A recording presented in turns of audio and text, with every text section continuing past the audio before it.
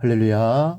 사랑하는 대강의 가족 여러분, 오늘 하루도 하나님의 말씀과 동행하는 삶이 되길 소망합니다. 오늘 함께 나눌 하나님의 말씀은 사도행전 13장 25절에서 31절 말씀입니다. 요한이 그 달려갈 길을 마칠 때에 말하되 너희가 나를 누구로 생각하느냐? 나는 그리스도가 아니라 내 뒤에 오시는 이가 있으니 나는 그 발의 신발끈을 풀기도 감당하지 못하리라 하였으니 형제들아, 아브라함의 후손과 너희 중 하나님을 경외하는 사람들아, 이 구원의 말씀을 우리에게 보내셨거늘 예루살렘에 사는 자들과 그들 관리들이 예수와 및 안식일마다 외우는 바 선지자들의 말을 알지 못하므로 예수를 정죄하여 선지자들의 말을 응하게 하였도다. 죽일 죄를 하나도 찾지 못하였으나 빌라도에게 죽여달라 하였으니 성경의 글을 가리켜 기록한 말씀을 다 응하게 한 것이라. 후에 나무에서 내려다가 무덤에 두었으나 하나님이 죽은 자 가운데서 그를 살리신지라.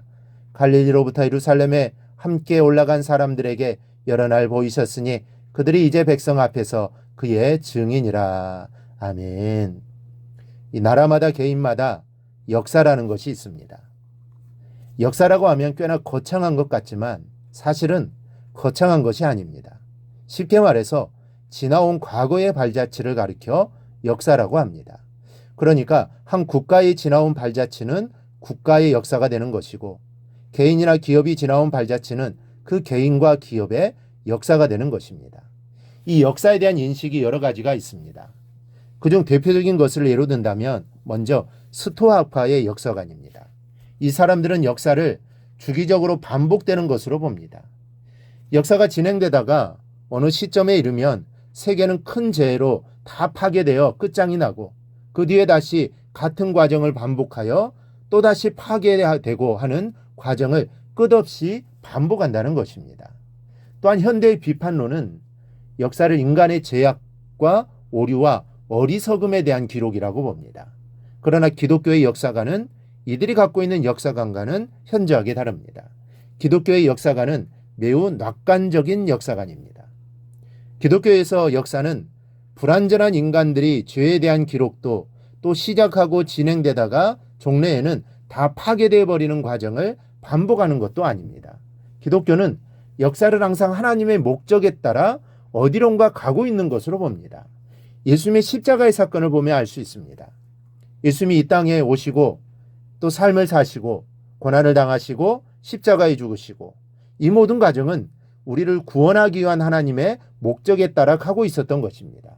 즉 선한 것이나 악한 것이든 모든 것을 다 하나님의 섭리 안에서 하나님이 의도하시고 계획하신 목적을 이루는데 필요한 요소로 봅니다. 이런 요소들의 작용으로 인해서 역사가 하나님의 목적하시는 방향으로 진행되어 나간다는 것입니다. 본문의 바울의 설교 속에는 바로 이 진리가 감추어져 있습니다.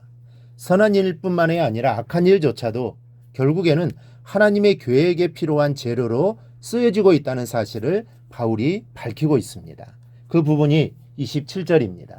예루살렘에 사는 자들과 그들 관리들이 예수와 및 안식일마다 외우는 바 선지자들의 말을 알지 못하므로 예수를 정죄하여 선지자들의 말을 응하게 하였도다. 한마디로 대부분의 유대인들이 예수와 선지자들의 말을 알지 못하고 예수를 죽였는데 그것이 결과적으로 선지자들의 말을 이루어지게 했다는 말씀입니다.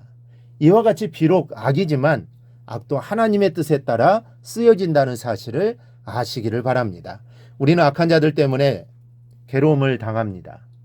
하나님이 왜 이런 악을 그냥 내버려 두시는가 궁금해하고 때로는 그 악의 직접적인 피해자가 돼서 하나님께 절규하듯 묻기도 합니다. 평소에는 별로 생각도 안 해본 문제지만 직접 악한 일로 피해를 당한 뒤에는 악을 그대로 내버려 두시는 하나님이 도저히 이해가 안 가기 때문입니다. 그러나 여러분, 이런 인간의 시각으로 바라볼 때에는 예수님도 그 악의 피해자였습니다. 피해도 웬만한 피해입니까? 죽음까지 당하셨습니다. 적나라하게 표현하면 불법적으로 억울하게 살해당하셨습니다. 그러나 바울은 그것 때문에 선지자들을 통하여 주신 하나님의 말씀이 응했다고 합니다. 이렇게 하나님의 관점이 따로 있는 것입니다.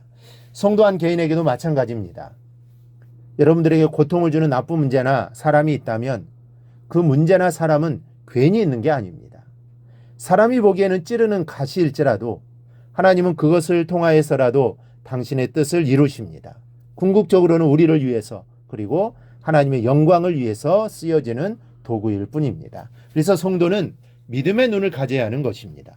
현실만 바라보는 눈이 아니라 미래를 바라보는 눈, 내 문제만 바라보는 눈이 아니라 감춰진 하나님의 섭리를 바라보는 눈을 갖고 어떤 일에도 흔들리지 말아야 하나님의 아들이요 딸입니다. 여러분, 믿음은 알고 믿는 것이 아닙니다. 알고 믿으려다 가는 믿을 수 없는 게 너무 많습니다. 성경만을 말하는 게 아닙니다. 성경을 포함해서 세상을 다스려 나가는 하나님의 뜻을 말씀하는 것입니다.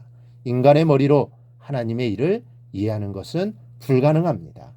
오직 몰라도 믿고 사는 가운데 하나님이 점차 그 믿는 자로 알게 하시고 이해하게 만들어 주신다는 사실을 믿으시기 바랍니다.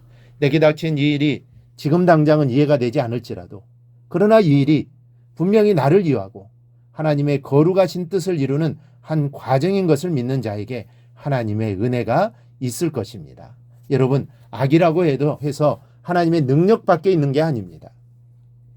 사단이 자기 세력을 확장하기 위하여 수단을 부리지만 하나님은 그것까지도 이용하셔서 당신의 선하신 뜻을 이루어 가십니다. 사탄은 예수님을 십자가에 못 박으면 자신이 승리할 거라고 생각했습니다. 그래서 가룟 유다를 통해 결국 예수님을 십자가에 못 박아 죽였습니다. 그런데 그건 승리가 아니었습니다.